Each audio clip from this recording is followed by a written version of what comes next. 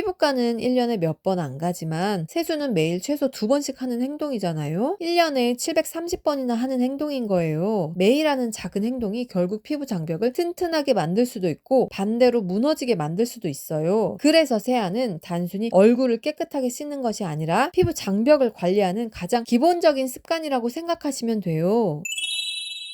저의 피부 이야기를 잠깐 해볼게요. 저는 지복합성 피부예요. 피지 분비가 많고 피부염이 잘 생기는 민감성 피부이기도 하고요. 그런데 20대부터 30대 중반까지 저는 매일 클렌징 워터를 화장솜에 듬뿍 묻혀서 얼굴을 닦으면서 화장을 지웠어요. 그 당시에는 깨끗하게 닦을수록 피부에도 좋겠지? 이렇게 생각했거든요. 그런데 지금 생각해보면 그게 제 피부 장벽을 가장 많이 손상시킨 습관 중 하나였어요. 특히 눈가는 우리 몸에서 피부가 가장 얇은 부위예요. 그런데 아이 메이크업은 잘 안 지워지니까 우리는 무의식적으로 더 세게 문지르고 몇 번이고 반복해서 닦게 되죠. 하지만 그렇게 할수록 눈가 피부는 더 쉽게 손상돼요. 그래서 절대로 힘을 줘서 박박 문지르시면 안 돼요. 저도 오랫동안 클렌징 워터와 화장솜으로 열심히 닦다 보니 피부가 점점 예민해졌어요. 원래도 민감한 피부였지만 어느 날 저한테 맞지 않은 화장품을 사용하게 된 뒤부터 눈꺼풀이 빨갛게 붓고 따갑고 화끈거리고 심지어 아프기까지 했어요. 지금 돌이켜보면 그때가 제 피부염의 시작이었던 것 같아요. 그때부터라도 피부 장벽을 회복시키는 방향으로 관리했었으면 좋았을 텐데 저는 오히려 계속 같은 방법으로 세안을 했어요. 왜냐하면 그 당시에는 화장솜으로 매일 얼굴을 닦는 행동 자체가 피부 장벽을 손상시키는 습관이라는 걸 전혀 몰랐었거든요. 그 이후에도 계속 클렌징 워터와 화장솜을 사용했고 피부염은 점점 심해졌고 결국 지루성 피부염까지 생기게 됐어요. 여러 피부과를 다니면서 치료도 받아봤지만 좋아졌다가 다시 재발하는 일이 반복됐어요. 심지어 제 피부가 지루성 피부염이라는 사실을 알기까지도 꽤 오랜 시간이 걸렸었어요. 저에게는 정말 힘든 시간이었답니다. 물론 피부염은 한 가지 원인으로만 생기는 질환은 아니에요. 스트레스, 수면 부족, 식습관, 호르몬, 유전적인 요인처럼 여러 가지가 함께 영향을 줘요. 하지만 저는 10년 넘게 반복했던 잘못된 세안 습관도 분명히 원인 중 하나였다고 생각해요. 제 경험을 좀 길게 말씀드렸는데 그만큼 세수라는 게 정말 중요하다는 걸 말씀드리고 싶었어요. 피부과는 1년에 몇 번 안 가지만 세수는 매일 최소 2번씩 하는 행동이잖아요. 1년에 730번이나 하는 행동인 거예요. 매일 하는 작은 행동이 결국 피부 장벽을 튼튼하게 만들 수도 있고 반대로 무너지게 만들 수도 있어요. 그래서 세안은 단순히 얼굴을 깨끗하게 씻는 것이 아니라 피부 장벽을 관리하는 가장 기본적인 습관이라고 생각하시면 돼요.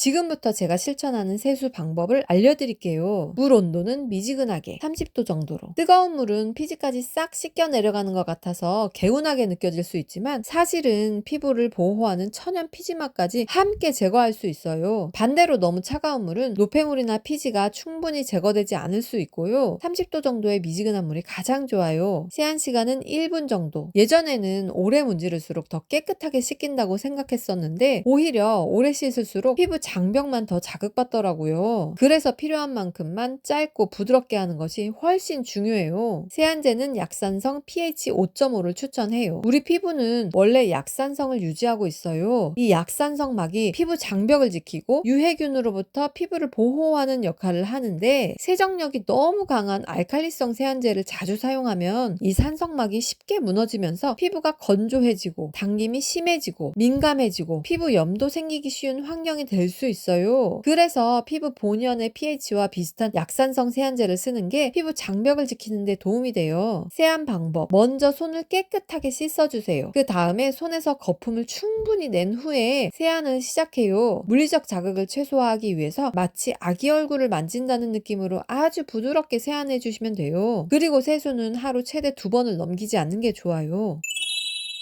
아침 세안 저는 이렇게 해요. 아침에도 기본적으로 약산성 세안제를 쓰지만 피부 상태에 따라서 물로만 세안하는 경우도 있어요. 제 경험을 말씀드리면 여드름으로 얼굴이 뒤집어져 있던 시기에도 저는 항상 세수를 하루에 몇 번씩 더 했었어요. 그런데 오히려 아침에 물로만 세안했을 때 피부 장벽 회복에 도움이 되면서 피부가 많이 좋아지는 걸 경험했어요. 사실 그때는 피부 장벽이라는 개념을 전혀 생각하지 못했고 얼굴에 염증이 있으니까 더 깨끗하게 씻어야 하는 세안한다라고만 생각했었거든요. 지금 돌이켜보면 그게 오히려 독이었던 거죠. 그래서 저는 아침 세안을 물로만 하는 걸 추천해요. 다만 매일 무조건 물로만 세안하는 건 아니고요. 아침에 샤워하면서 얼굴을 만져봤을 때 피지가 너무 많거나 찝찝한 느낌이 들면 약산성 세안제를 아주 조금만 짜서 거품을 낸 다음에 피지 분비가 많은 부위만 살짝 닦거나 아니면 얼굴 전체에 세안제를 얇게 바르고 짧게 세안해요. 그날 얼굴 상태에 따라서 유동적으로 조절하는 거예요. 그리고 피부가 예민할 때는 약지 손가락으로 얼굴을 롤링하듯이 세수해요. 약지 손가락이 손가락 중에서 가장 힘이 적게 들어가는 손가락이라서 자극을 최소화할 수 있어요.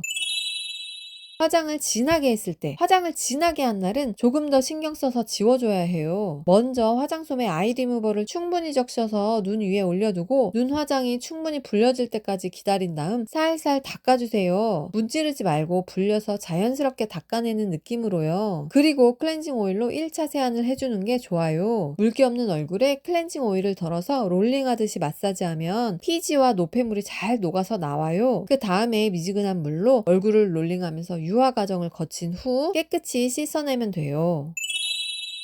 이건 꼭 기억해 주세요. 세안할 때 찬물과 따뜻한 물을 번갈아 쓰면서 급격한 온도 변화를 주는 건 피해 주세요. 온도가 급격히 바뀌는 세안을 자주 하면 홍조가 있으신 분들은 오히려 만성 홍조로 이어질 수 있어요.